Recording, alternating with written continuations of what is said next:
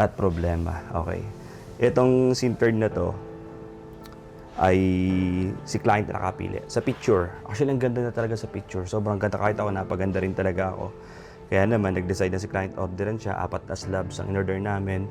Then, ginawan ko ng paraan para mapadeliver agad siya ngayon 29. Nag-spend kami ng pera. Unfortunately, nung dumating talaga siya, nakaka-disappoint. Nakaka-disappoint yung design niya. Ngayon lang ako nakakita ng ganitong sintered stone na parang print na maliit na image and then pinalaki. Sensya na kuya. Hindi natin kasalanan to. Pero wag naman kayong mag-worry. Yung araw nyo ngayon, babayaran ko na lang. Para lang hindi sa ano ko noon ay binavalue ko rin naman yung oras ng lahat eh. So bayaran na lang natin 'yon. Dagdagan ko na lang yung budget ko yan para hindi sayang yung effort niyo dito. Para hindi kayo madala sa akin. May sinasabi tayo sa English, be careful what you wish for. So during the past few weeks, yun medyo slow gawa ng crisis talaga no. So syempre nagdadasal tayo sana pa magkaroon tayo ng projects. Yan na nga, hindi naman tayo pinababayaan ni Papa Lord talaga. Binigyan tayo ng projects. Hindi lang projects, sandamakmak na project. So, hindi ko siya pwedeng pakawalan kasi nga, ang hirap, mas okay nang busy tayo. Mas okay nang pagod kaysa yung wala. So, ganito. Una, Fairview. Next, Pampanga. Due, May 5. So, ang question dyan, paano natin matatapos tong dalawa ng efficient?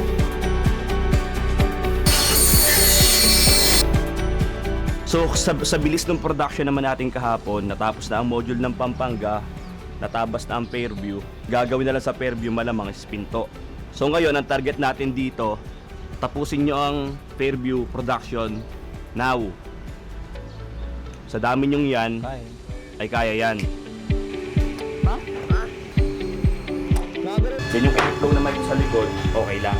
Kasi angat naman, tatag naman yun nandun. So talaga ng malaki sa likod, open pa yan. So okay, wala na problema sa airflow. Wala yung backing. Wala backing talaga yan.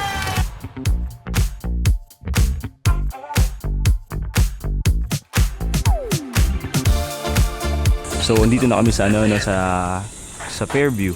Ito yung unang project na kailangan naming matapos ng 6 days lang. May kasabay ito, Pampanga.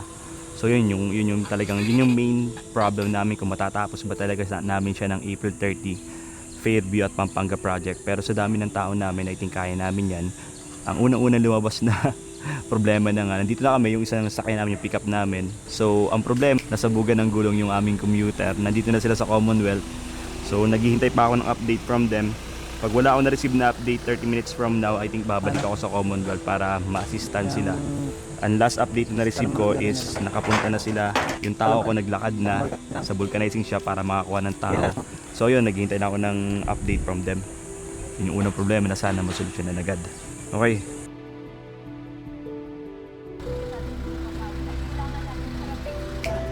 Hindi na bibot ko yun, kailangan mabili ng bago yan. Nagdadad na rin ang butot ka. May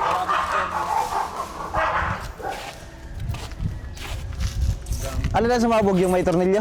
Buti nasa tabi lang kayo. Ay, pinilit ko ang itabi, marireker. Pero so nasa gitna kayo? Nasa gitna kami, kasunod mo kami ah. Okay, na.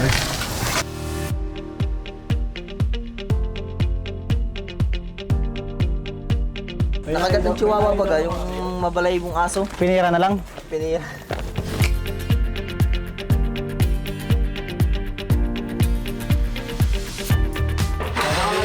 Ha? Di mo lang kilala to, di mo tagalog.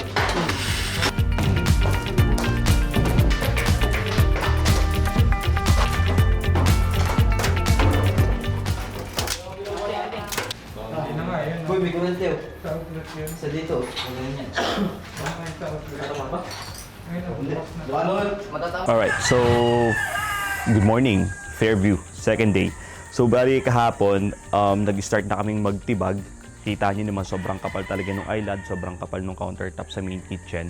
So nagtitipag muna ngayon, so magkukusyon para talaga ng tuli. So mag-iisip ko yung panibagong strategy para ma-utilize namin lahat ng tao. And at the same time, ma-maximize namin yung isang araw kasi talagang may deadline tayo. So ang payo ko lang sa mga nagpapagawa ng mga bagong bahay, kung ang plano nyo po talaga is magpapa-modular kitchen kayo, ipa-stop nyo na po yung pagpapabuhos ng concrete sa lababo kasi yun ay medyo matagal ng method, matagal ng design yun, 90s pa po yun. Pero yun naman po ay dun lang sa mga bagong bahay talaga. Pero sa mga ganitong renovation na talagang may concrete na nung mga matagal ng siguro mga 10 years ago pag ginawa. So talagang totally tinitibag po namin yan, hindi po natin yung kinikip para talagang mas mapaganda pa yung ating kitchen. So ngayon, second day, let's go.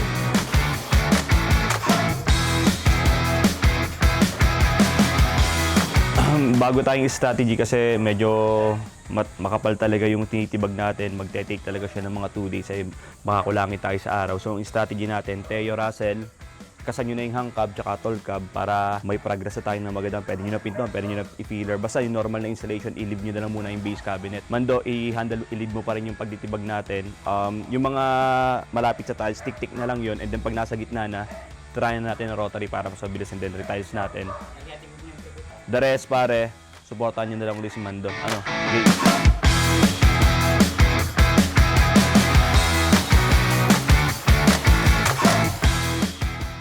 Kailangan yung cooktop natin mag-sentro dito. Pero kung sakaling sasakto naman yun dito, yung isa, okay na yung pantay Hindi, na. kailangan talaga pare, ito, kunin nyo na to. Ibarahan mo na ito.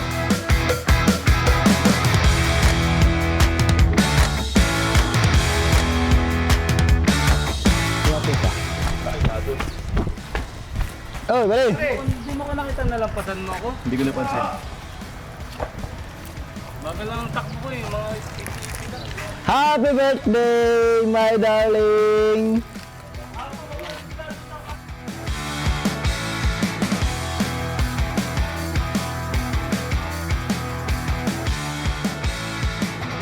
Okay, welcome to Angeles City, Pampanga. We just got here, ano, so first day ng install namin dito sa Pampanga, naglagari muna ako. Lumaga from Fairview, nag-iwan ako ng team ko doon. Dinala ko isang team dito sa Pampanga para masimulan namin yung install dito. So we only have, I think, mga 5 days na lang para matapos namin ito Pampanga. Pag kasi ano, pag nagsabi na si client ng deadline, talagang binavalue ko yun. I'm doing everything para matarget namin yung deadline kasi I value other people's time.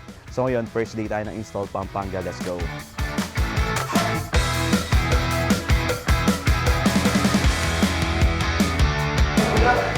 Yan? Ito, hatiin to. Nandito ko.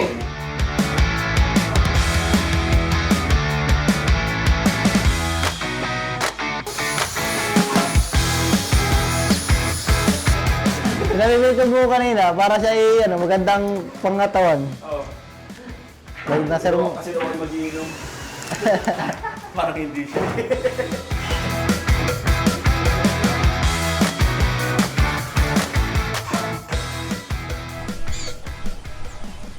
Okay, so back to kami sa Fairview, ano. Since Sunday ngayon, yung Pampanga team ko, walang pasok kasi, bawal kasi sa Pampanga magtrabaho ng linggo. So lahat muna ng tao dinala ko dito sa Fairview para at least ma-maximize namin yung isang araw, matapos namin itong Fairview hopefully sa isang araw.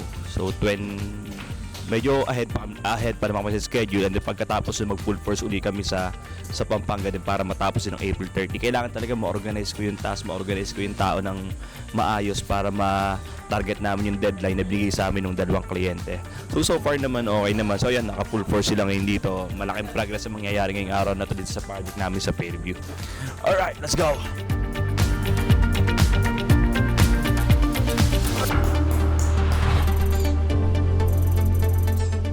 Okay, so today is April 29, bukas April 30, so we only have 2 days. At yung nakikita nyo dito, andito ako sa Angeles, Pampanga, yung another April 30 deadline namin. At problema, okay. Itong SIM card na to ay si client na nakapili. Sa picture, actually ang ganda na talaga sa picture. Sobrang ganda, kahit ako napaganda rin talaga ako. Kaya naman, nag-decide na si client, orderan siya, 4 na slabs ang in-order namin. Then, ginawan ko ng paraan para mapadeliver agad siya ngayon 29. Nag-spend kami ng pera. Unfortunately, nung dumating talaga siya, nakaka-disappoint. Nakaka-disappoint yung design niya. Ngayon lang ako nakakita ng ganitong sintered stone na parang print na maliit na image and then pinalaki. Pixelated, sabog. So, may mga ganito palang sintered stone. So, ang mangyayari, again, si client na nagpili nitong design na to, no? sila rin na naghanap ng supplier. So, labas ako dun.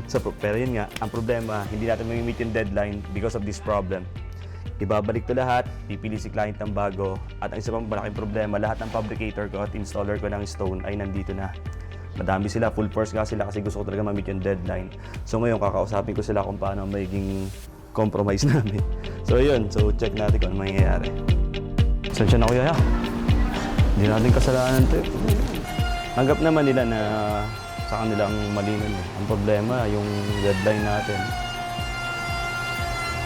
Ang mangyayari ba, palta nila yan, ba sila na bahala magpa-deliver, sila na kanila, cost lahat nila yan, shoulder nila lahat. Ang pag-uusapan natin ay yung mga tao mo.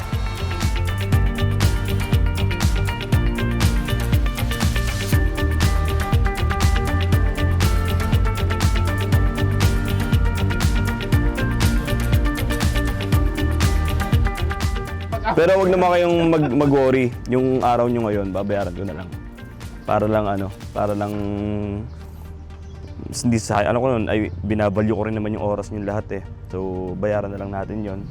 Dagdagan ko na lang yung budget kuya para hindi sayang yung effort niyo dito, para hindi kayo madala sa akin.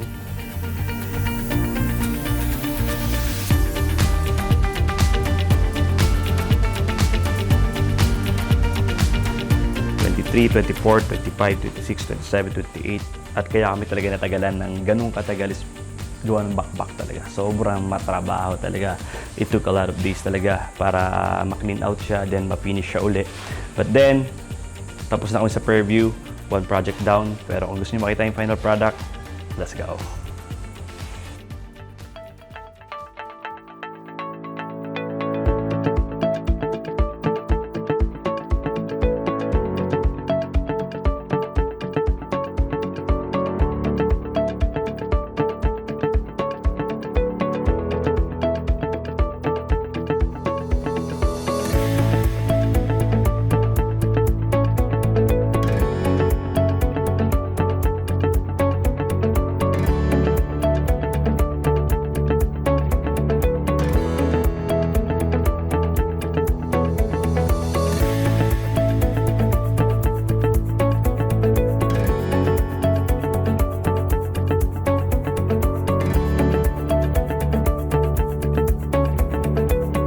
We're still here at Angeles City, Pampanga at ngayon ay May 2 na.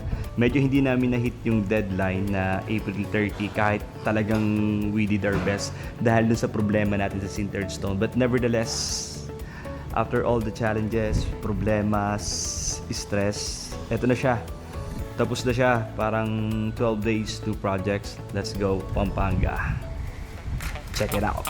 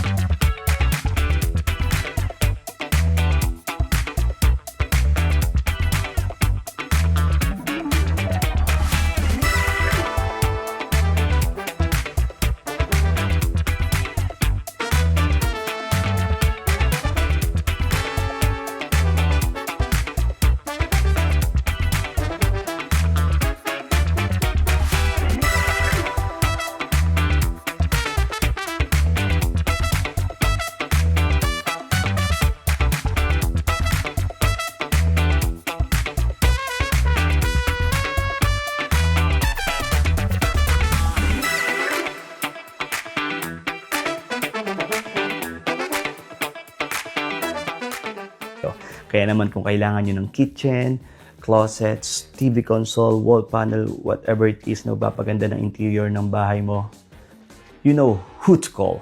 Edanios. Okay? Again, sa susunod na video, this is Daniel. Adios, amigos.